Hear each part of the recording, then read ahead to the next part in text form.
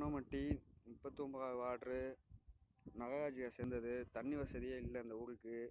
இங்கே பாருங்க, குப்பையெல்லாம் யாரும் வந்து எடுக்கவே இல்லை. குப்பையெல்லாம் கொட்டி வச்சிருக்காங்க மக்கள். ஆனால் குப்பை வரையும் வாங்குறாங்க நகராட்சிக்கு. ஒரு பைப்பு நல்ல தண்ணி வசதி இல்லை, எந்த வசதியுமே இல்லை. எந்த தண்ணியுமே வராது, பைப்பு வேணால் எந்த தண்ணியுமே வராது. சும்மா ஒரு பேருக்காக இருக்குது. மோட்ரு எதுவுமே ஓடாது. ஏங்க மோட்ருலாம் எதுவுமே ஓடாது, ஒன்றுமே இல்லை இருக்காங்க. அப்படியே சும்மாவே கிடக்கு. இதான் 30 வருஷத்துக்கு மேலே உள்ளது. தண்ணி எந்த வசதியுமே இல்லை. அப்படியே டேங்கு பெரிய டேங்குனா இருக்குது.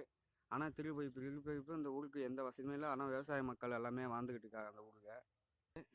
பாருங்க மக்களே, இந்த நகராட்சியில் வந்து எந்த வசதியுமே தண்ணி வசதி எதுவுமே இல்லை. பைப்பெல்லாம் துரு பிடிச்சி போய் எப்படி இருக்குன்னு பாருங்கள்.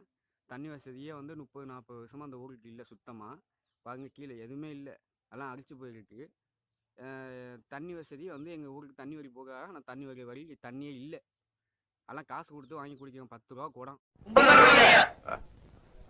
இவங்க அத்திப்பட்டிக்காரவங்க. என்ன விஷயம்? எங்க கிராமத்துல குடிக்க கூட தண்ணி இல்ல. மனுவுல எல்லாம் விவரமா எழுதி இருக்கும். அவசியம் கவனிக்கிறேன்.